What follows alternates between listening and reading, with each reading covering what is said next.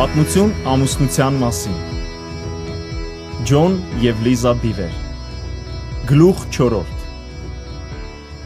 Ոտքի ելեք և կառուցեք։ Գիտեք, որ ազգերի իշխանները տիրում են և մեծամեծները իշխում են նրանց վրա, բայց այդպիսին չլինի ձեր մեջ, այլ ձեզնից ով որ կամենա մեծ լինել, թող ձեզ ծառա լինի, և ձեզնից ով որ կամենա առաջին լինել, թող ձեզ ծառա լինի, ինչպես մարդու որդին չեկավ, որ իրեն ծառայեն, այլ որ ինքը ծառայի և շատերի փոխարեն իր անձը փրկանք տա։ Մատթեոսի 20:25-28 Օր 1 Կա միայն մեկ արդյունավետ միջոց առողջ ամուսնություն կառուցելու համար։ Թեև այն ակնհայտ է, սակայն թվում է, թե այն թաքնված է շատերիս համար։ Մենք պետք է զգուշացնենք ձեզ, որ այս միջոցը չի ոգեշնչի ձեզ և ոչ էլ հեշտությամբ կտրվի, բայց այն միակ ճանապարհն է, որով կարելի է ստանալ այն բավականությունը, նպատակաուղղված կյանքը և սերը, որը բոլորս ցանկանում ենք ունենալ մեր ամուսնության մեջ։ Դուք պատրաստ եք իմանալ այս մեծ գաղտնիքը, այն ծառայելն է։ Ձեր երազանքի ամուսնությունը կառուցելու միակ միջոցն է նվիրել ձեր կյանքը ձեր կողակցին ծառայելուն։ Խնդրում ենք, ընդդիմացեք այս գիրքը մի կողմ դնելու կամ այս գլուխը բաց թողնելու ցանկությանը։ Մենք գիտենք, որ գաղափարը ծառայության մասին սովորաբար մեծ ոգևորություն չի առաջացնում։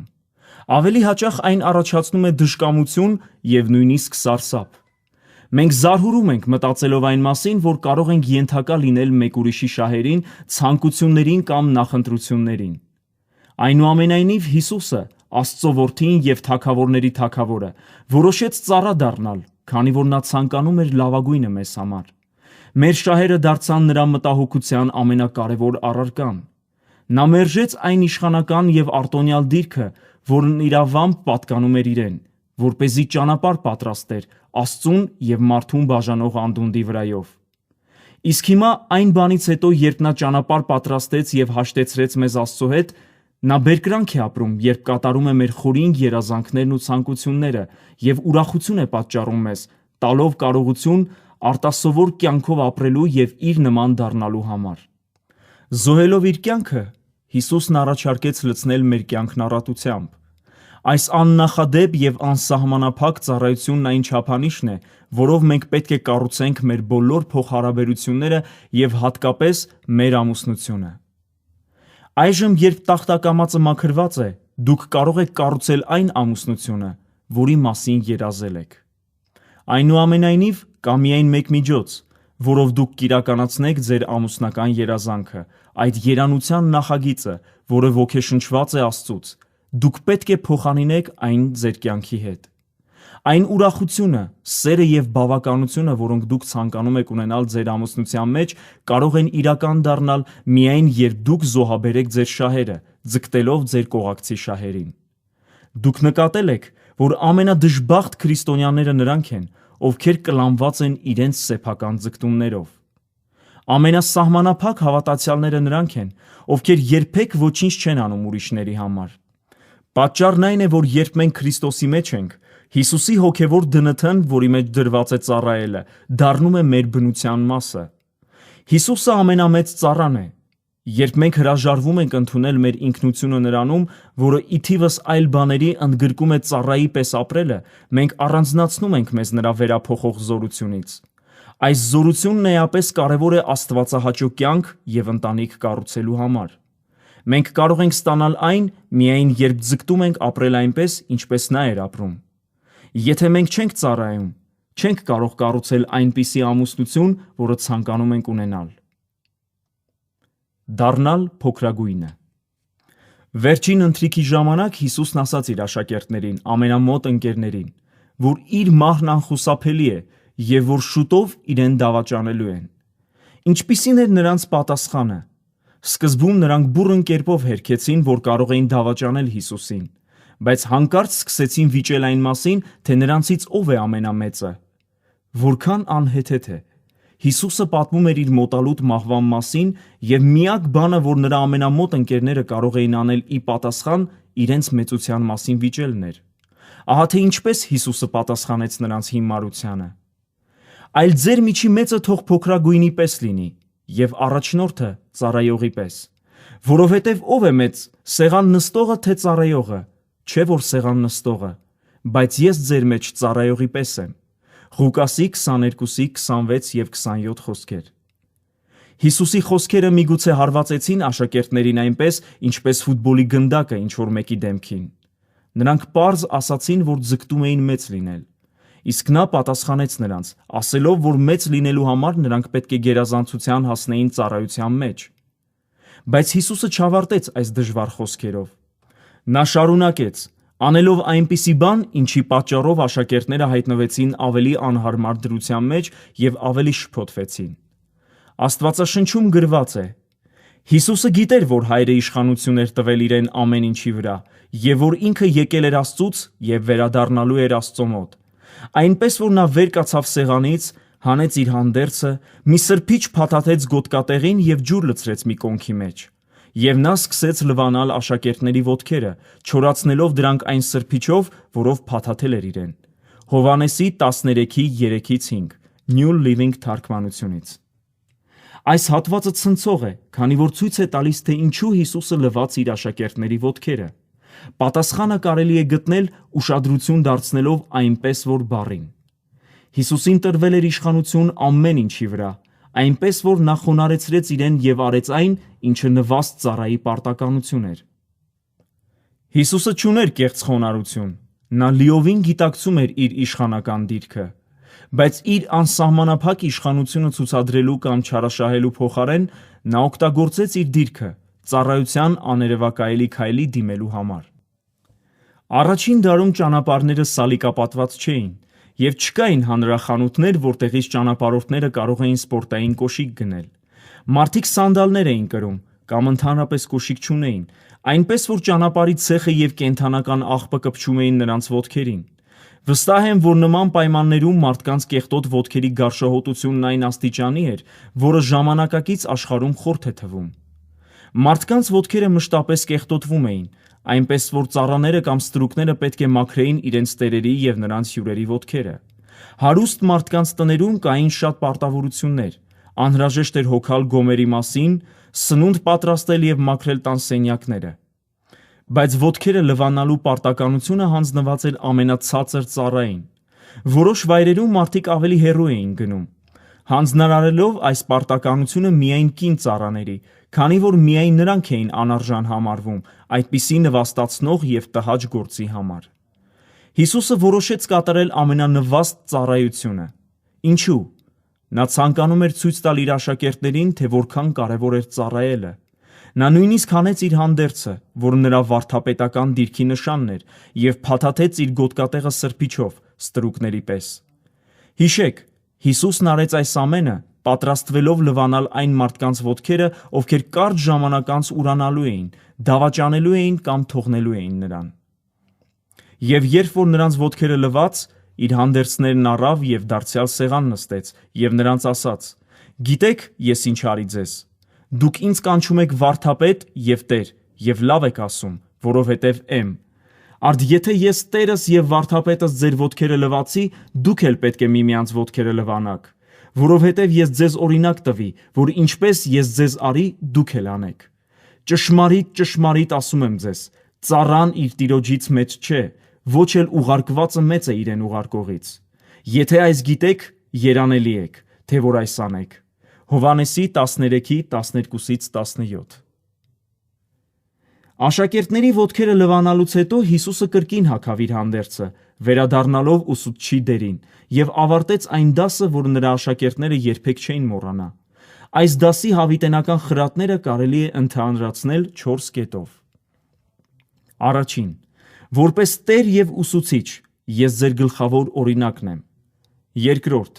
քանի որ ես հոժարությամբ կատարեցի այս նվաստ գործողությունը, մի մտածեք, որ սա կամ ցանկացած այլ ծառայության գործ ցածր է ձեր արժանապատվությունից։ Երրորդ. ես ձեր Տերն եմ, ով ավելի մեծ է, քան դուք, բայց և այնպես կամենում եմ ծառայել ամենանվաստ ծառայի պես։ Չորրորդ. ես օրհնում եմ նրանց, ովքեր հետևում են իմ ծառայող առաջնորդության օրինակին։ Կանչված ծառայելու համար։ Հիսուսն ասաց, որ մենք օրհնված կլինենք, եթե հետևենք իր օրինակին։ Սա նշանակում է, որ նրա օրհնությունը կհանգչի մեր ամուսնության վրա, երբ մենք նմանակենք նրան, ծառայելով մեր կողակիցներին։ Մենք չենք հորդորում ձեզ նմանակել Հիսուսին երեկոյան ոտնալվայի ծես կազմակերպելով։ Իմաստն այն է, որ մեր կյանքում հետևենք նրա ծառայության օրինակին։ Ամուսնության մեջ մենք առավելագույնս նմանակում ենք Քրիստոսի օրինակին, երբ օգտագործում ենք մեր դիրքն ընտանիքում որպես հարթակ ծառայության համար։ Պողոսը գրում է. «Եսասեր մի եղեք խոնարհ, ավելի լավը համարելով ուրիշներին, քան ձեզ։ Դուք պետք է ունենաք միևնույն վերաբերմունքը, որն ուներ Քրիստոս Հիսուսը»։ Փիլիպպեցիների 2:3-5 խոսքեր, New Living թարգմանությունից։ Ո՞րն էր Քրիստոսի վերաբերմունքը։ Նա որոշեց լինել ծառայի պես, բարձրացնելով այլ մարդկանց շահերն իր շահերից։ Նա գնաց մինչև վերջ, մահանալով նրանց համար, ում սիրեց։ Մեզնից շատերը կանչված չեն անելու այդ մեծագույն զոհը մեր կողակիցների համար, բայց մենք կանչված ենք թողնելու մեր եսակենտրոնությունը հանուն նրանց։ Ուրեմն, եթե ծառայելն այդքան փառահեղ է, եթե այն բերում է Աստծո օրհնությունը, ինչու ավելի շատ մարդիկ չեն անում դա։ Խնդիրը մեր անկում ապրած մարդկային բնության մեջ է, որը մշտապես պատերազմում է Աստծո հոգու ճանապարհների դեմ և խրախուսում է մեզ ձգտել մեր շահերին։ Մեր մարմինը պահանջում է հաշվի առնել իր ցանկությունները և կատարել իր ձգտումները, բայց որքան էլ կերակրենք մեր մարդկային բնությունը, այն մշտապես ցանկանալու է ավելին։ Մեղավոր բնությունը մշտապես եսասիրություն և դժգոհություն է առաջացնում, իսկ Աստծո հոգին զորացնում է մեզ անձնվիրության համար և տևական բավականություն է տալիս։ Ամեն վայրկյան մենք ընտրում ենք առաջնորդվել Աստծո հոգով, թե մեր մարմնի անհակ ցանկություններով։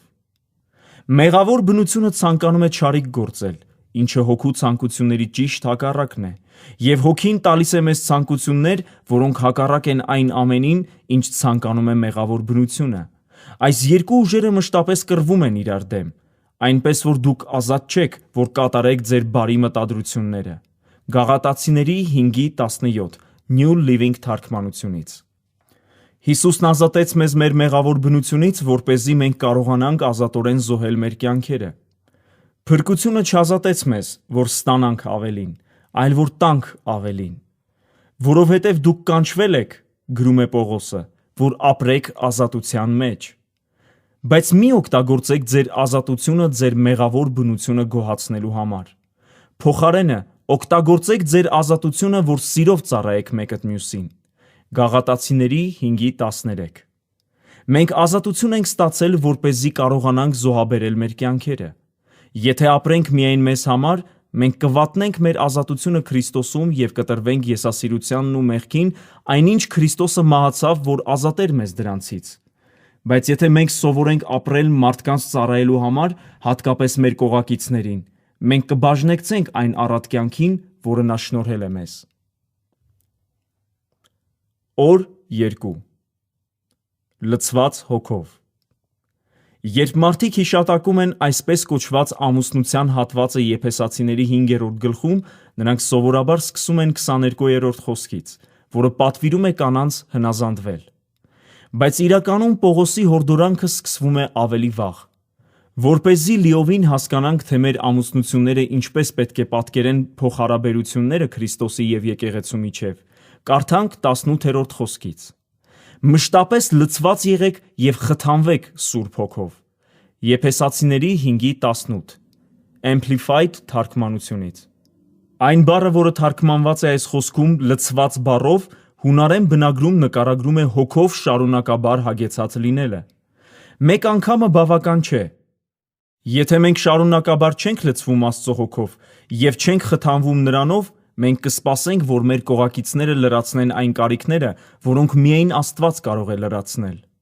Նույնիսկ եթե ձեր կինը կամ ամուսինը հրաշալի անձնավորություն է, նա երբեք չի կարողանա փոխարինել Աստծուն։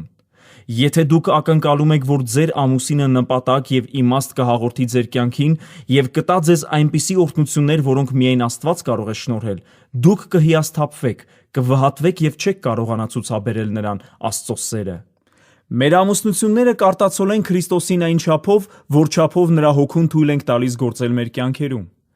Քրիստոսը մեր փրկության անկյունաքարն է, իսկ Սուրբ Հոգին նա է, ում շնորհիվ մենք փոխվում ենք։ Եթե թույլ տանք, որ մեր կյանքը շարունակաբար լցված լինի Սուրբ Հոգով, մեր մտածելակերպը կնորոգվի, իսկ վարքը կփոխվի։ Աստված ասում է. «Հեռացրեք ձեզնից ձեր նախկին բնությունը և շարունակաբար նորոգվեք ձեր մտքի հոգով, ունենալով առողջ մտավոր և հոգևոր դիրքորոշում, և հագեք նոր բնությունը, վերածնված անձը, որը ստեղծված է Աստծո պատկերով, աստվածանման ճշմարիտ արդարությամբ և սրբությամբ»։ Եփեսացիների 4:22-24 Amplified թարգմանությունից։ Ինչ կլինի, եթե ցանկանաք ջրելու համար օգտագործել ռեզինե խողովակը, որը միացված չէ ծորակին։ Նույնը տեղի կունենա, եթե փորձեք ծառայել և սիրել Քրիստոսի նման առանց նրա հոգու։ Խողովակը չի կարող ջուր տալ, այն ընդամենը անցկացնում է ջուրն իր միջով։ Նմանապես մենք կարող ենք սիրել և ծառայել մեր կողակիցներին այնպես, ինչպես Աստված է ցանկանում, միայն երբ ընդունենք Սուրբ Հոգու զորությունը։ Մեր կամքի ուժը գործադրելը և մեր վարքի վրա աշխատելն իրենց տեղն ունեն, բայց միևնույնն է, դրանք չեն կարող նորոգել մեր մտածելակերպը կամ հաղթել մարմնի ցանկությունները։ Սուրբ Հոգին է, որ գործում է մեզանում և մեր միջոցով, փոխելով մեր կյանքը։ Մենք կարող ենք վերապրել նրա ազդեցությունը միայն այն դեպքում, երբ մոտենանք նրան և ընդունենք նրա զորությունը։ Նրա ազդեցությունը մեր կողակիցների հանդեպ արտահայտվում է քրիստոսանման վերաբերմունքով և գործերով։ Եթե փորձեք փոխել ձեր վարքը առանց Սուրբ Հոգու միջամտության, դուք կընկնեք կամ հիասթափության, կամ մոլորության մեջ։ Մենք անթիվ նամակներ ենք ստացել թե տղամարդկանցից, թե կանանցից, որոնց ամուսնությունները քայքայվել են կողակցի շահագործող կամ տիրապետող վերաբերմունքի պատճառով։ Հաճախ այդ մարդիկ լավ գիտեին Աստվածաշունչը, բայց չունեին Հոգու սերը և շնորհքը։ Որպես արդյունք, այն բառերը, որոնք պետք է ազատեին և զորացնեին, օգտագործվել էին սահմանափակելու, թուլացնելու և ամաչեցնելու համար։ Այս չարիքները կան ամենուր, որտեղ սողոսկում է եսասիրությունը։ Այն ավելանում է մեզանում, երբ մենք բաց չենք լինում Սուրբ Հոգու աշխատանքի համար և չենք ընդունում, որ ծառայությունը մեր գլխավոր դերն է ամուսնության մեջ։ Մինչև այս գլխի ավարտը մենք կխոսենք այն մասին, թե ինչպես ծառայել ամուսնության մեջ։ Մեր նպատակն է ըստ Աստվածաշնչի ցույց տալ, թե ինչպես կարող ենք ծառայելու միջոցով վարել և կառուցել մեր ամուսնությունները։ Մենք նաև հորդորում ենք ձեզ չօգտագործել այս գլուխը որպես թույլտվություն ձեր կողակցի ներկա կամ անցյալ վարքը դատապարտելու համար։ Փոխարենը օգտագործեք այն որպես ուղեցույց առաջ շարժվելու համար։ Մենք հասկանում ենք, որ խոսում ենք այս մասին, ենթադրելով, որ երկու ամուսիններն էլ հարգանքով են վերաբերվում ամուսնական դերերին, որոնք Աստված որոշել է իրենց համար։ Այնուամենայնիվ, մենք գիտենք, որ ոչ բոլոր զույգերն են այդպիսին։ Ինչպիսի իրավիճակում էլ լինեք, հիշեք, որ դուք չեք կարող փոխել ձեր կողակցին։ Եթե փորձեք անել դա, դուք ընդամենը կխանգարեք Աստծուն։ Բացեք ձեր սիրտը, որպեսզի Աստծո Հոգին աշխատի ձեզ հետ, և թույլ տվեք նրան ձեր կողակցի մեջ կատարել այն աշխատանքը, որը միայն նա կարող է անել։ Ինքնություններ և դերեր։ Որպեսզի հասկանանք այն ծառայողական դերերը, որոնք ստանձնում ենք ամուսնության մեջ, մենք պետք է ևս մեկ անգամ վերադառնանք Եդեմի պարտեզ։ Աստված ստեղծեց մարդ արարածներին իր պատկերով։ Աստծո պատկերով նա ստեղծեց նրանց։ Արու և էգ ստեղծեց նրանց։ Ծննդոց 1:27 New Living թարգմանությունից։ Թե տղամարդը, թե կինը կրում են Աստծո պատկերը և արտացոլում են նրա բնությունը։ Տղամարդը և կինը տարբեր են, բայց նրանք հավասարապես կարևոր են այս աշխարհում Աստծո բնությունը ցուցադրելու համար։ Ամուսինը և կինը դերեր են։ Այս դերերը յուրօրինակ են, և Աստվածաշունչը հատուկ կերպով խոսում է այն մասին, թե ինչ են դրանք ենթադրում, սակայն այս դերերը մեր ինքնությունը չեն։ Մեր ինքնությունը կապված է այն բանի հետ, թե ինչպես ենք մենք ստեղծված։ Մենք ստեղծվեցինք այս երկրի վրա որպես Աստծո նմանությունը կրողներ։ Մարդու անկումն աղավաղեց այս նպատակը, բայց Քրիստոսի զոհը վերականգնեց այն։ Մեր փրկությունը Քրիստոսի մեջ նախևառաջ ինքնության փոփոխություն է։ Ոչ մի դեր՝ ամուսին, կին, մասնագետ, ծառայող, ծնող կամ ընկեր, չի կարող իմաստազրկել ձեր ինքնությունը։ Եվ քանի որ դերի փոփոխությունը, օրինակ ամուրիից ամուսնացած դառնալը հավասար չէ ինքնության փոփոխությանը, եւ տղամարդիկ եւ կանայք նույնքան թանկ են Աստծո աչքերում ամուսնությունից հետո, որքան ամուսնությունից առաջ։ Ցավոք շատերը, հատկապես կանայք, մտածում են, որ իրենց արժեքը փոխվում է ամուսնանալուց հետո։ Կանայք վախենում են, որ իրենց ամուսիններին պատվելու համար ստիպված են երկրորդական նշանակություն կամ կարևորություն ունենալ։ Այս դեպքում սիրո եւ ծառայության մեջ բարձրանալու փոխարեն կինն անկում է ապրում, դառնալով ծառա, մինչև որ նրա անհատականությունը լիովին զրոյանում է։ Թեև առաջին հայացքից կարող է թվալ, որ ամուսինը շահում է այս պայմաններից, բայց դա այդպես չէ։ Իրականում երկուսն էլ տանուլ են տալիս, երբ նրանցից մեկը սկսում է եսասիրաբար ապրել։ Այն ամուսինը, ով իր կնոջը չի համարում հավասար անդամ ամուսնության մեջ, ոչ միայն զրկվում է մտերիմ համախոհից, այլև կորցնում է անձնական աճ ունենալու իր մեծագույն հնարավորություններից մեկը։ Տղամարդիկ ավելի քրիստոսանման են դառնում, երբ ծառայում են իրենց կանանց այնպես, ինչպես Հիսուսն է ծառայում եկեղեցուն։ Հիշեք, Հիսուսը ցույց տվեց, որ գլուխ լինելն իր համար նշանակում է ծառայել նրանց, ում ինքը առաջնորդում եւ սիրում է։ Սերը, հարգանքը եւ պատիվը հիմքեր են թե կնոջ, թե ամուսնու համար։ Երկուսն էլ կարևոր դիրք ունեն եւ երկուսն էլ ծառայում են։ Եթե ամուսնությունը դիտարկենք այս կերպով, մեր կյանքում կվերականգնվի այն զորության եւ իշխանության պարգևը, որն Աստված վստահել էր թե տղամարդկանց, թե կանանց մարդկության ստեղծվելու պահից ի վեր։ Տիրելն ընդդեմ տիրապետելու։ Եվ Աստված օրհնեց նրանց, եւ Աստված ասաց նրանց. «Աճեք եւ շատացեք, կամ բազմապատկվեք, եւ լցրեք երկիրը եւ տիրեք նրան, եւ իշխեք ծովի ձկների եւ երկնքի թռչունների վրա, եւ երկրի վրա սողացող բոլոր կենդանիների վրա։ Եվ Աստված տեսավ բոլորը, ինչ որ արել էր, եւ ահա շատ բարի էր»։ Ծննդոց 1:28 եւ 31 խոսքեր։ Սկզբում տղամարդիկ եւ կանայք թշնամիներ չէին։ Նրանք մտերիմ համախոհներ եւ գործակիցներ էին, երկու առանձին անհատներ, որոնք միաբան էին եւ որոնց սրտերը մեկ էին։ Նրանց վստահվեց երկիրը լցնելու եւ երկրին տիրելու առաջադրանքը։ Աստված հանձնարարական տվեց նրանց. «Աճեք եւ շատացեք», եւ թույլ տվեց, որ նրանք որոշեին մանրամասները, եւ նրանք սկսեցին տիրել։ Տիրել նշանակում է ղեկավարել, իշխել եւ վերահսկել։ Այս բառը նկարագրում է իշխանություն որոշակի ազդեցության շրջանակում։ Ինչպես սովորեցինք վերջին ընթրիքի պատմությունից, ամբողջ իշխանությունը, որը վստահված է որևէ տղամարդու կամ կնոջ, տրված է այլ մարդկանց ծառայելու նպատակով, նրանց օգուտի եւ զարգացման համար։ Սեռերի միջև պայքարը սկսվեց մարդու անկումից հետո։ Աստծո եւ մարդու միջև առաջացած անսահման անդունդի պատճառով տիրելը վերածվեց տիրապետման եւ շահագործման։ Այս աղավաղումները մշտապես պատերազմում են անխաթար միության ծրագրի դեմ, որը Աստված ստեղծել է։ Ամուսնությունը բաժանության գործիք դարձավ, բազմապատկման գործիք լինելու փոխարեն։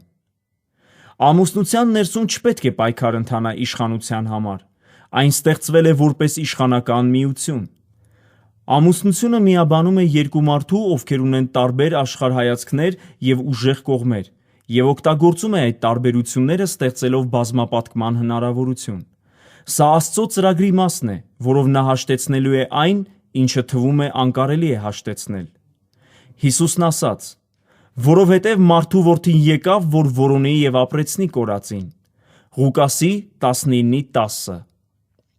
Մենք հաճախ հասկանում ենք այս խոսքը միայն ավետարանչական իմաստով, բայց այն նշանակում է շատ ավելին։ Հիսուսը չեկավ միայն կորածներին փրկելու համար, նա եկավ, որպեսզի փրկի այն, ինչ կորած էր։ Մարդկության անկման պատճառով մենք կորցրինք մեր հաղորդակցությունն Աստծո հետ, բայց մենք նույնպես կորցրինք փոխհարաբերությունները մեր եղբայրների եւ քույրերի, ծնողների եւ երեխաների, նաեւ ամուսինների ու կանանց միջեւ։ Բացի այդ, մենք կորցրինք մեր ներդաշնակ փոխհարաբերությունները ամբողջ արարչագործության հետ։ Կատարելով իր փրկության գործը Հիսուսը տվեց մեզ ավելին, քան երկնային հույսն է։ Այսօր մենք ունենք առատություն եւ վերականգնում։ Խաչի շնորհիվ ցանկացած փոխհարաբերություն, որը կորուստներ է ունեցել, կարող է վերականգնվել։ Սա նշանակում է, որ այսօր մեր ամուսնությունը կարող է բժշկվել։ Տղամարդիկ եւ կանայք կրկին կարող են միաբան լինել։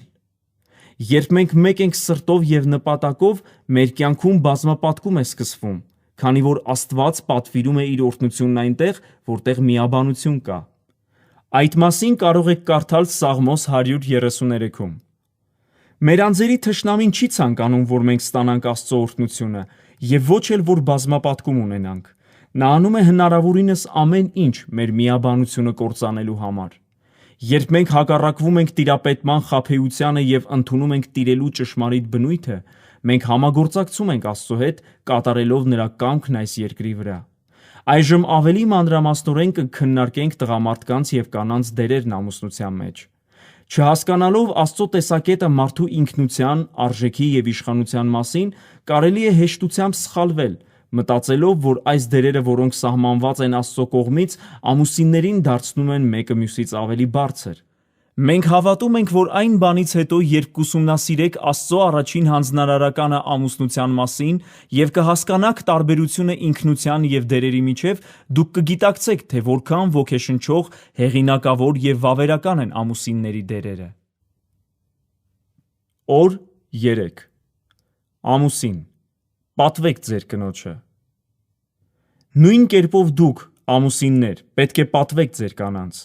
Վերաբերվեք ձեր կնոջը հասկացողությամբ, քանի որ միասին եք ապրում։ Միգուցե նա ավելի թույլ է ձեզնից, բայց նա ձեր հավասար գործընկերն է նոր կյանքի մեջ, որը Աստծո պարգևն է։ Վերաբերվեք նրան, ինչպես հարկն է, որպեսզի ձեր աղոթքները չխափանվեն։ Պետրոսի առաջին թուղթ 3:7 New Living թարգմանությունից։ Պատիվը երկկողմանի է։ Աստվածաշունչը պարզ սովորեցնում է, որ ամուսիններից երկուսն էլ պետք է պատվեն իրար։ Մի փոքր ուշ մենք կխոսենք կնոջ դերի մասին, իսկ այժմ անդրադառնանք տղամարդու դերին։ Ամուսին, ձեր կինը ցածր չէ ձեզնից։ Նա ձեր ժառանգակիցն է Քրիստոսում եւ դուք պետք է պատվեք նրան, որպես այդպիսին։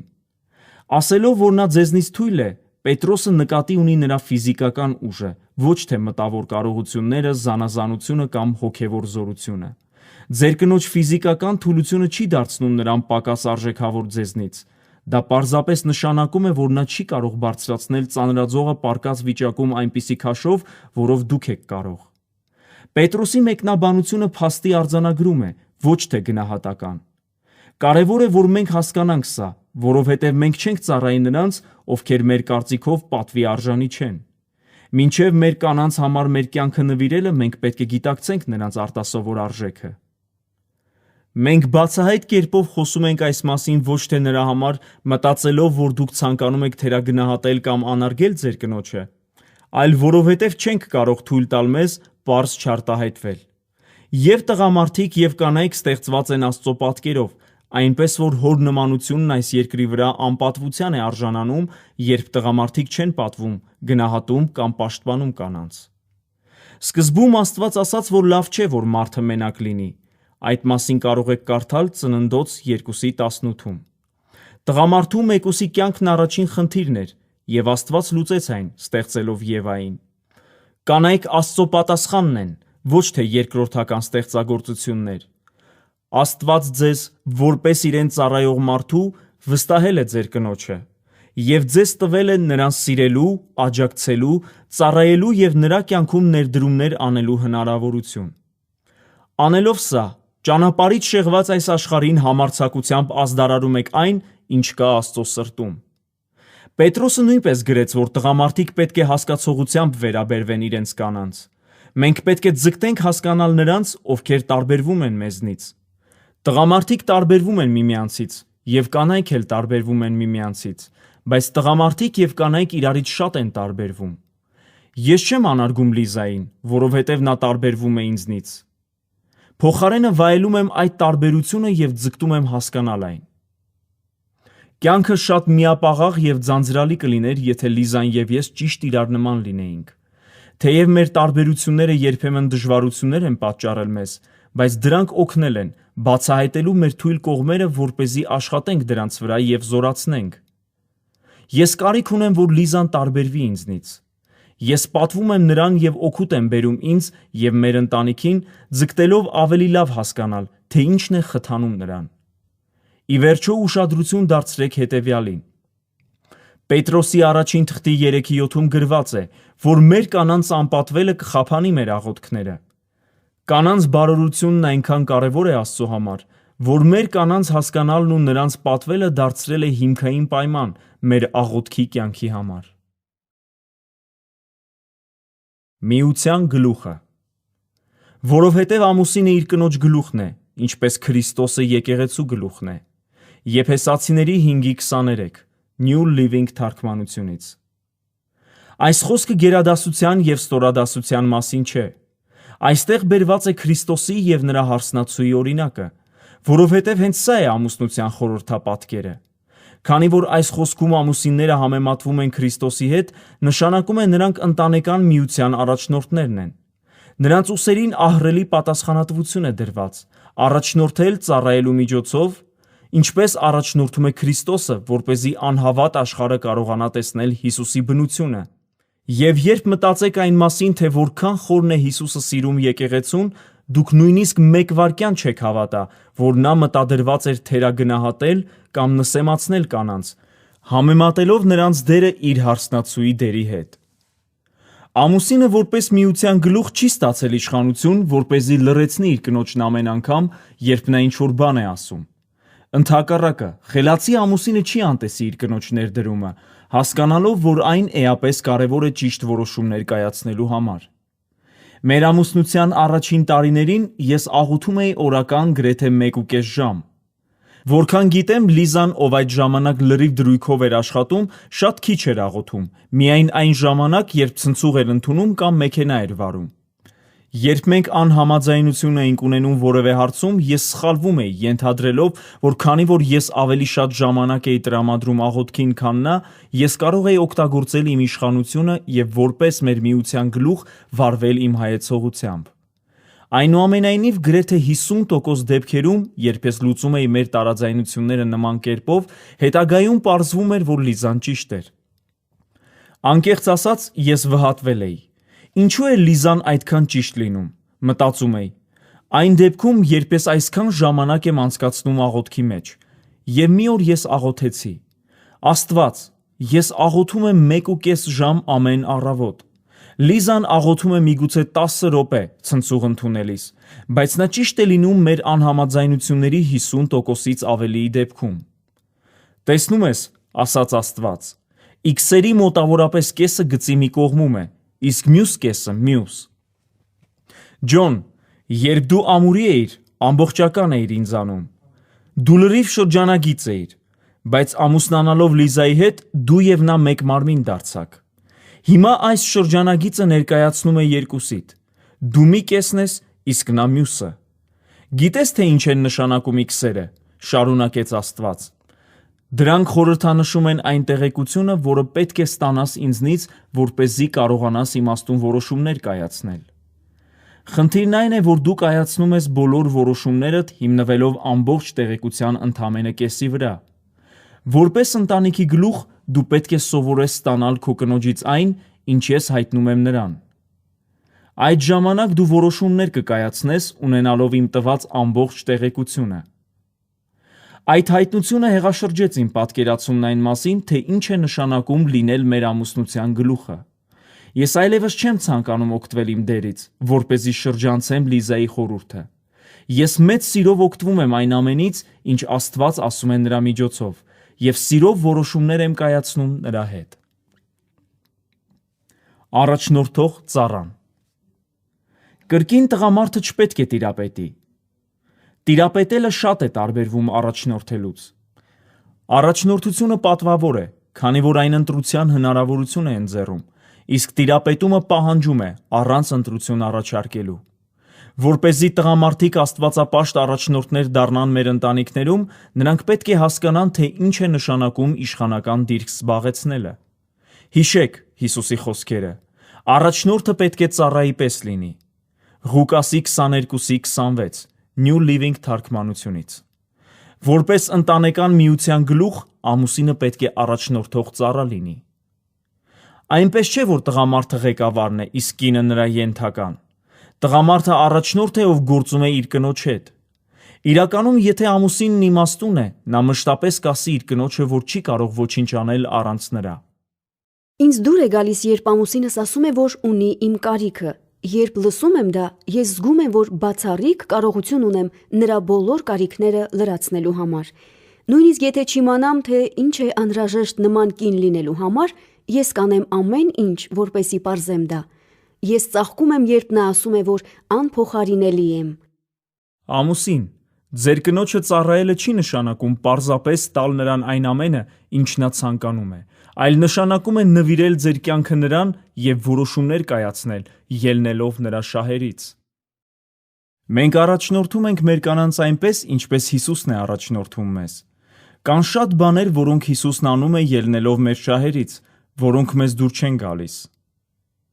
Դուք անխուսափելիորեն կբախվեք այնպիսի իրավիճակների, որոնց ժամանակ ձեր կնոջ բարեկեցությունը չի համապատասխանի նրա ցանկություններին։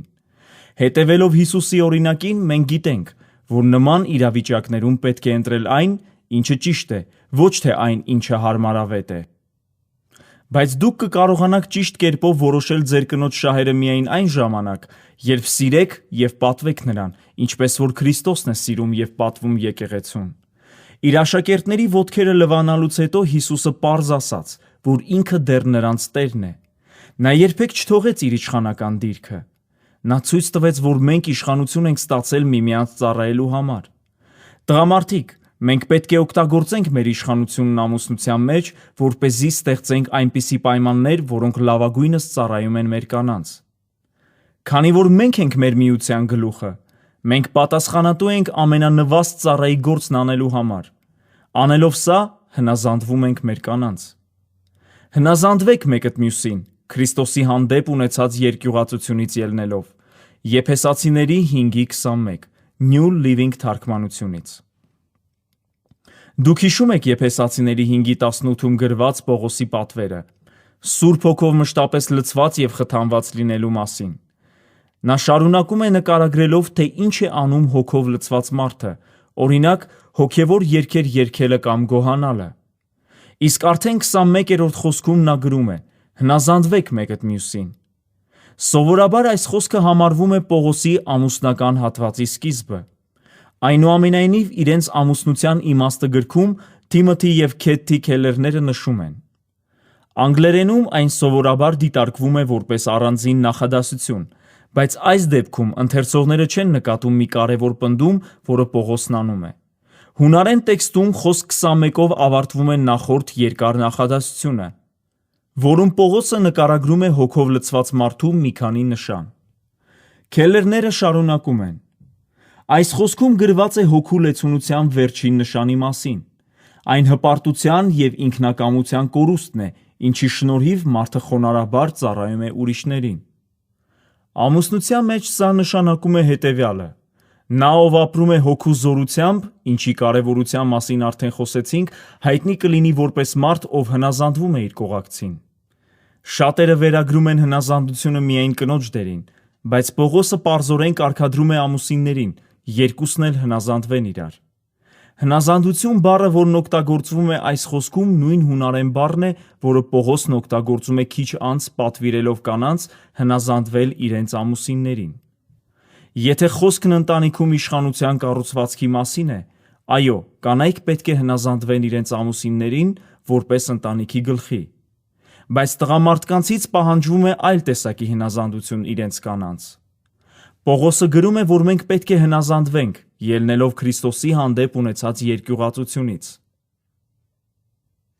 Այս խոսքում օգտագործված երկյուղածություն բառը հունարեն ֆոբոս բառն է և նշանակում է ակնածանք ներշնչող սարսափ կամ վախ։ Կարող եք նկատել, որ ֆոբոս բառը շատ նման է ֆոբիա բառին։ Երկյուղածություն բառը ճշգրտորեն չի փոխանցում բնագրի իմաստը։ Ավելի լավ կլիներ այս խոսքը թարգմանել հետևյալ կերպ. հնազանդվեք մեկըդ մյուսին, ելնելով Քրիստոսի ակնածանք ներշնչող վախից։ Մի օր, երբ ես կոպիտ էի վարվել Լիզայի հետ, Աստված խոսեց ինձ հետ. նախ և առաջ Լիզան իմ դուստրն է, իսկ հետո քո կինը։ Երբ լսեցի դա, Աստծո երկյուղը եկավ ինձ վրա։ Ամուսին, Աստված մշտապես ներկա է։ Նա գիտի, թե ինչպես եք խոսում և վարվում իր դստեր հետ։ Նա լսում է ձեր խոսքերը և տեսնում ձեր սրտի դրդապատճառները։ Արդյոք դուք պատվում եք նրան արժանի վերաբերմունք ցուցաբերելով ձեր հարսնացուի հանդեպ։ Անպատվելով ձեր հարսնացուին դուք անպատվում եք նրա հորը։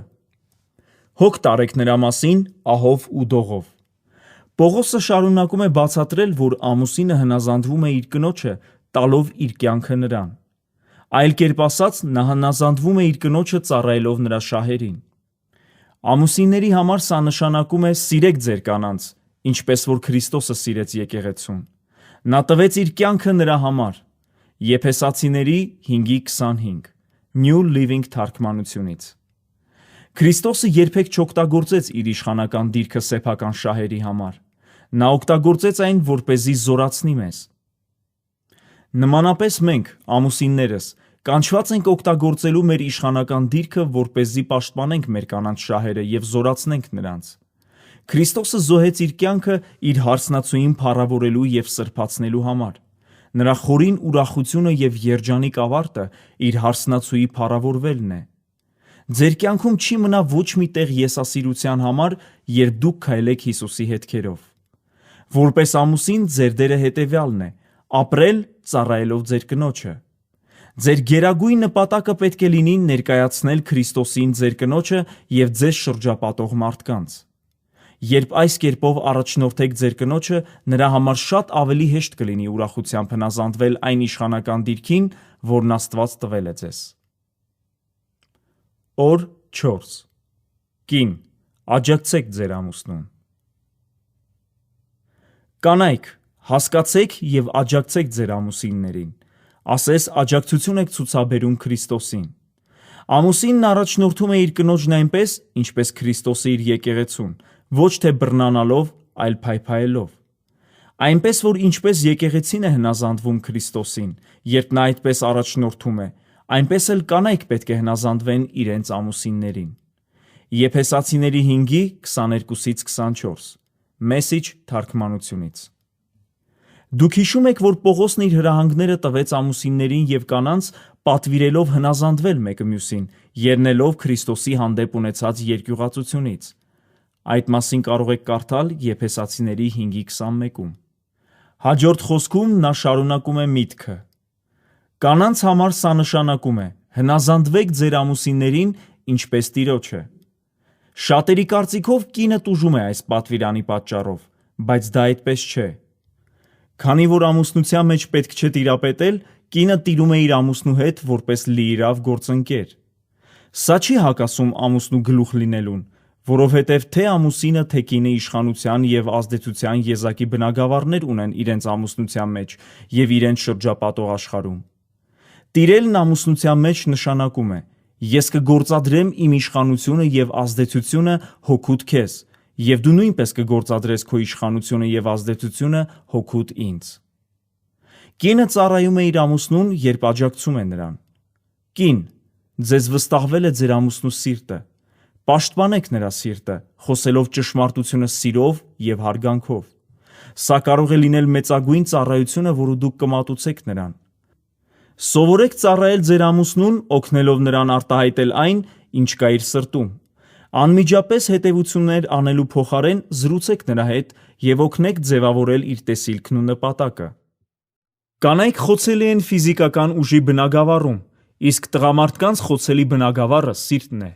Կինը տղամարդու սրտի պահապանն է ճիշտ այնպես, ինչպես որ տղամարդը պետք է լինի իր կնոջ ցանկացած ֆիզիկական տկարության պաշտպանը և մատակարարը։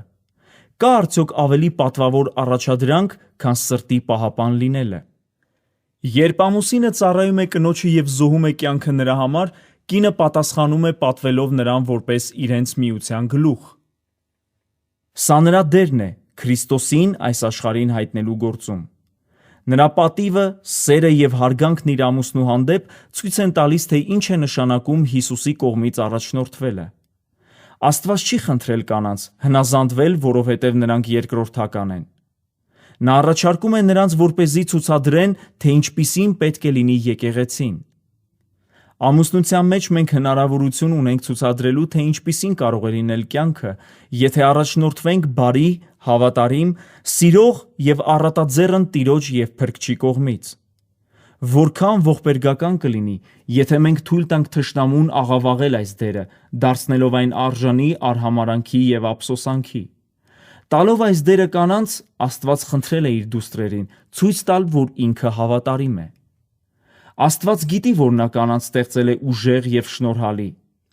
Պատմության ընթացքում նա ընտրել է կանանց առաջնորդելու, դատելու, մարգարեանալու, բարեխոսելու և նույնիսկ իր միածին որդուն ծնելու և սնուցելու համար։ Կոչ անելով կանանց պատվել իրենց ամուսինների իշխանությունը, նա չի ցանկանում ասել, որ նրանք թույլ կամ անարժան են։ Փոխարենը ասում է. «Ես գիտեմ, որ դու ուժեղ և շնորհալի ես, որովհետև դու իմ դուստրն ես, բայց ամուսնության հավիտենական օրինակի մեջ ինձ պետք է ինչ-որ մեկը, ում միջոցով ես ցույց կտամ այն երանելիությունը, որը կարելի է ունենալ հնազանդվելով ինձ»։ Արդյոք դու հոժարությամբ կզբաղեցնես այս դերը։ Արդյոք կաջակցես և կհնազանդվես քո ամուսնուն, ցույց տալով մարդկանց, որ ես արժանի եմ նրանց նվիրմանը։ Առաջնորդության բեռը։ Ի տարբերություն Աստծո, ամուսինները կատարյալ չեն։ Նրանք միշտ չէ, որ ճիշտ որոշումներ են կայացնում, և միշտ չեն ծառայում իրենց կանանց այնպես, ինչպես պետք է ծառայեին։ Սա կարող է հիասթափության լուրջ պատճառ դառնալ նույնիսկ այն կանանց համար, ովքեր ցանկանում են պատվել և աջակցել իրենց ամուսիններին։ Հնարավոր է, որ ժամանակի ընթացքում նրանք ամեն ինչ անձամբ տնօրինելու գայթակղություն ունենան։ Այնուամենայնիվ, նույնիսկ եթե ամուսնու իշխանական դիրքին հակառակվելը ազատության հնարավորություն թվա, իրականում դա կարող է մեծ ցավ և դժբախտություն պատճառել կնոջը։ Աչնեկը դեռ նորածին էր, ես աշխատում էի լրիվ դրույքով և խիստ աշխատատար գրաֆիկով, որն ընդգրկում էր նաև հանգստյան օրերը։ Աշխատավայրում ես բախվում էի թե մասնագիտական, թե անձնական դժվարությունների և միևնույն ժամանակ ձգտում էի կատարյալ մայր և կին լինել տանը։ Այդ ընթացքում Ջոնը անցումային փուլում էր։ Ես մշտական լարվածության մեջ էի աշխատանքի պատճառով և կարոտում էի որդուս, իսկ Ջոնը աշխատում էր կես դրույքով, աղոթում էր, ծոմեր էր պահում, շփվում ընկերների հետ և գոլֆ էր խաղում։ Ես անասելի ճնշում էի զգում և մեղադրում էի Ջոնին իմ բոլոր դժվարությունների համար։ Ես զգում էի, որ ամեն ինչ տանը իմ ուսերին էր և որ արդեն անկարող էի դիմանալ դրան։ Ես ցանկանում էի, որ Ջոնը անհանգստանար ինձ հետ, բայց նա հրաժարվում էր։ Մի անգամ, երբ փորձեցի պատմել նրան իմ վախերի և մտահոգությունների մասին, նա ասաց ինձ. «Լիզա, մի անհանգստացիր այդ մասին, այլ հանձնիր դա Աստծուն»։ Երբեք, մտածեցի ես, եթե ես չհոգամ այս ամենի մասին, մեր տանը ոչինչ չի արվի։ Լարվածությունը խեղդում էր ինձ, և ճնշումները, որոնցից ես անկարող էի փախչել, ծանրանում էին ինձ վրա։ Մի երեկո, երբ ցնցող էի ընդունում, ես բողոքեցի Աստծուն իմ ծանր բեռի մասին։ Ես ասացի, որ չէի կարող Ջոնին տալ իմ բեռի ոչ մի մասը։ Եթե ես չհիշեցնեի նրան, նա նույնիսկ աղբը չէր թափի, ուրեմն ինչպես կարող էի ավելի կարևոր հարցեր վստահել նրան։ Ես պայքարի մեջ էի, ձգտելով արդարացնել այն, թե ինչու չեմ կարող չվերահսկել ամեն ինչ։ «Լիզա, քո կարծիքով Ջոնը լավ առաջնորդ է»։ Տերը մեղմորեն հարցրեց ինձ։ «Ոչ, չեմ կարծում», պնդեցի ես։ «Ես չեմ վստահում նրան»։ «Լիզա, դու չպետք է վստահես Ջոնին», պատասխանեց նա։ «Դու միայն պետք է վստահես ինձ։ Դու կարծում ես, որ Ջոնը լավ չի կատարում այս ընտանիքի ղեկավարի պարտականությունները և որ դու կարող ես ավելի լավ կատարել դրանք։ Այն լարվածությունը և անհանգստությունը, որոնք զգում ես, ընտանիքի գլուխը լինելու ծանրությունն ու ճնշումն են։ Դա բեռ է քեզ համար, իսկ Ջոնի համար պատվավոր հանդերձ։ Վայր դիր դա, Լիզա»։ Ես անմիջապես հասկացա, թե ինչու էի բեռնավորված։ Մեր տան ղեկավարի դիրքը, որը ես փորձում էի զբաղեցնել, ճնշում էր ինձ, քանի որ այդ դիրքը իմը չէր։ Այն ճնշող չէր լինի ամուսնուս համար, որովհետև Աստված օծել էր նրան, որպես մեր ընտանիքի գլուխ։ Ես հասկացա, որ խլել էի մեր ընտանիքի ղեկը և պայքարում էի դրա համար։ Ես զրկել էի իմ ամուսնուն դիրքից, փոխարենը բարձրացնեի նրան և հավատայի նրա ուժերին։ Նա իր հերթին զիջել էր իր իշխանության դիրքը ինձ, և ես ամեն ինչ խառնաշփոթի էի վերածել։ Անմիջապես զղջում զգալով փակեցի ցնցուղը և արագորեն վերցրի սրբիչը։ Ջոնը ննջասենյակում էր։ Ես ներողություն խնդրեցի լաց լինելով։ «Խնդրում եմ, ներիր ինձ»։ Ես վիճում էի քեզ հետ ամեն մի մանրուքի պատճառով, ես վախենում էի վստահել քեզ։ Վաղը կհեռանամ աշխատանքից, եթե ցանկանում ես, բայց պարզապես ուզում եմ, որ մենք կրկին միաբան լինենք։ Ես չեմ ցանկանում, որ դու թողնես աշխատանքդ, պատասխանեց Ջոնը։ Չեմ կարծում, որ խնդիրը դա է, բայց համոզված եմ, որ դու պետք է դադարես տեսնել քեզ որպես մեր ընտանիքի մատակարարման աղբյուր։ Նա ճիշտ էր։ Ես չէի այդ աղբյուրը, այլ Աստված։ Մոռանալով այդ մասին, ես ճնշված էի դարձել եւ դադարել էի աջակցել իմ մտերիմներին։ Մենք շարունակեցինք զրուցել եւ ես խոստացա Ջոնին. Ես կլինեմ քո թիկունքում եւ կաջակցեմ քեզ։ Ես հավատում եմ քեզ։ Այդ պահին ես չէի պատկերացնում, թե ինչին էի աջակցելու կամ հավատալու։ Ես միայն գիտեի, որ Ջոնը ուներ այդ աջակցության կարիքը ավելի շատ, քան ես ունեի բոլոր մանրուքները հարթելու կարիքը։ Ես գիտակցեցի, որ մեր ընտանիքը շատ անկարգ վիճակում էր։ Ես ցանկանում էի, որ Աստված կարգ ու կանոն հաստատեր այն խառնաշփոթի մեջ, որը ստեղծել էի։ Ջոնը նույնպես ներողություն խնդրեց մեր ընտանիքը չառաջնորդելու եւ ինձ մենակ թողնելու համար։ Մենք սիրո, աջակցության եւ փոխադարձ օգնության ուխտ կնքեցինք միմյանց հետ։ Այդպիսի գիշեր առաջին անգամ էի ունենում մի քանի տարվա մեջ։ Ես քնեցի եւ իսկապես հանգստացա։ Իմ գերության լուծը հեռացել էր։ Երբ կրում ենք այն, ինչ Աստված չի նախատեսել մեզ համար, մենք ընկնում ենք գերության ծանր լծի տակ։ Իսկ այն ամենը, ինչով Աստված օծել է մեզ, պատվավոր հանդերձի պես պարուրում է մեզ, ցուցադրելով մեր դիրքը եւ իշխանությունը, եւ ապահովում պաշտպանություն ու մատակարարում։ Երբ ստանձնեցի մեր ընտանիքի ղեկավարի դերը, ես ընկա լծի տակ, իսկ Ջոնը հեռացվեց իր դիրքից։ Ինչպիսի խառնաշփոթ։ Երբ հնազանդվեցի այն կարգին, որն Աստված հաստատել է ընտանիքի համար, իմ լուծը կոտրվեց, իսկ Ջոնը զգեստավորվեց առաջնորդի հանդերձով, որն Աստված էր տվել նրան։ Ես նույնպես հայտնվեցի ծածկոցի տակ, որովհետև այդ հանդերձը տարածվեց ծածկելով եւ պաշտպանելով ինձ եւ նրանց, ովքեր Ջոնի հովանու ներքո էին։ Օր 5. Հարմարեցնել ձեր դերերը։ Աստվածաշունչը ամուսնության մեջ տղամարդկանց եւ կանանց դերերի մասին շատ բան է ասում, բայց կան նաեւ շատ բաներ, որոնց մասին այն չի խոսում։ Աստված պատվիրեց Ադամին եւ Եվային շատանալ եւ լցնել երկիրը, առանց մանրամասնելու իր պատվերը։ Նույն կերպով նա սահմաններ է որոշում մեր ամուսնության համար, առանց մեզ սահմանափակելու։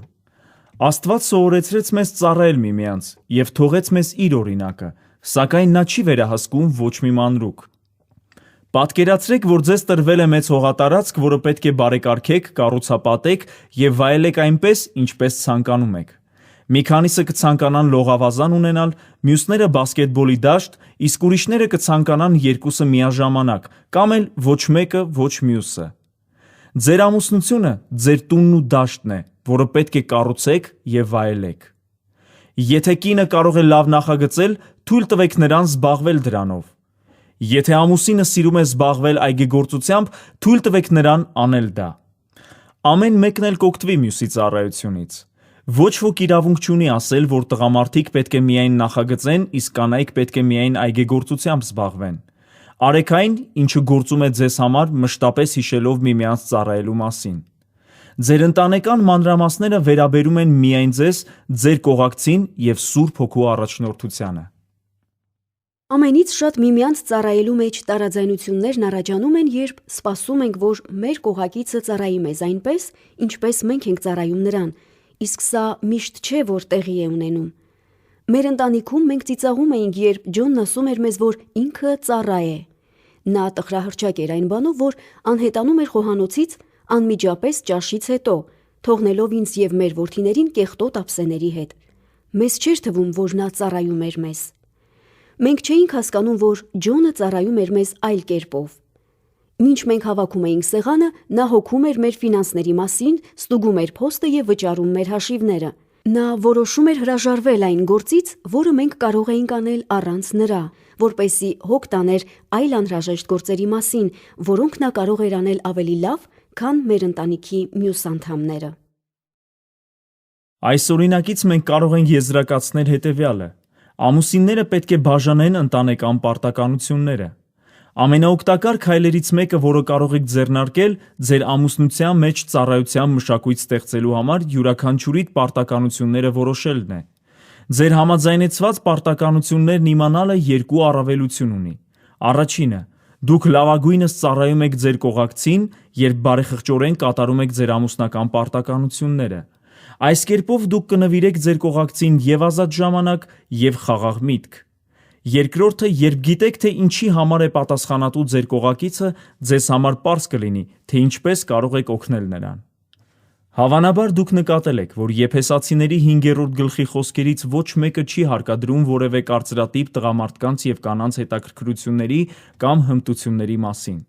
Կարիք չկա, որ սահմանափակեք պարտականությունների բաժանումը ձեր ընտանիքում ավանդական կամ բնական համարվող կանոններով։ Կան ամուսիններ, ովքեր սիրում են խոհարարությամբ զբաղվել։ Կան կանայք, որոնց դուր է գալիս ավտոմեքենա նորոգել։ Ձեզնից մեկը մեծ հաճույքով կօգնի երեխաներին կատարել տնային աշխատանքները, իսկ մյուսը կխաղա նրանց հետ ֆուտբոլի դաշտում։ Նա, ով ավելի լավ է հասկանում ֆինանսներից, կարող է վերահսկել ընտանեկան միջոցները։ Նա կարող է ծառայել գումար հատկացնելով իր կողակցին ամենօրյա ծախսերի համար և հետևելով, որ ընտանիքը պարտքեր չունենա։ Դուք նույնպես կարող եք ծառայել ձեր կողակցին հոգ տանելով ձեր մարմնի մասին և հետևելով ձեր արտաքին տեսքին։ Բացի այդ, մի վարվեք ձեր ընկերների թելադրանքով, եթե դա հակառակ է ձեր կողակցի շահերին։ Դուք կարող եք ծառայել խոսքով և ժեստերով, ինչպես նաև գործերով։ Ամուսնությունը մեծ ազատություն է տալիս գործելու համար և բազմաթիվ հնարավորություններ ծառայելու համար։ Վայելեք ձեր օրհնությունը։ Եթե այս գիտեք, երանելի եք, թե որ այս անեք։ Հովհաննեսի 13:17 New Living թարգմանությունից։ Թեև այն մարդը, ում ծառայում են, օրհնություն է ստանում, սակայն ամենամեծ օրհնությունը պատկանում է նրան, ով ծառայում է։ Դուք արդեն մաքրել եք ձեր ամուսնության տախտակամածը և հստակ տեսիլք եք որոշել։ Այժմ այն պատրաստ է, դառնալու Աստծո սիրո հրաշալի օրինակն այս երկրի վրա։ Բարեհաջող ամուսնություն կառուցելու համար լավագույն մոտեցումը այն է, որ օգտագործեք ցանկացած հնարավորություն միմյանց ծառայելու համար։ Բարձրացրեք մեկըդ մյուսին և վայելեք Աստծո առատ օրհնությունները։ Երբ մենք սկսեցինք բարձրացնել մեկս մյուսին, Աստված սկսեց բարձրացնել մեզ։ Նա ընդլայնեց մեր ազդեցության շրջանակները և թույլ տվեց իր սիրով և շնորհքով կիսվել մեզ շրջապատող մարդկանցից շատերի հետ։ Երբ բարձրացնեք մեկըդ մյուսին միմյանց ծառայելու միջոցով, Աստված հնարավորություն կտա ծառայելու այն մարդկանց, ովքեր ձեր ազդեցության տակ են։ Նա փայլուն ծրագիր է կազմել ձեր ամուսնության համար։ Նա ցանկանում է ձեր ամուսնությունը դարձնել այնպիսի գլուխգործոց, որ նույնիսկ ամենակարծրացած անհավատները չկարողանան չզմայլվել դրանով։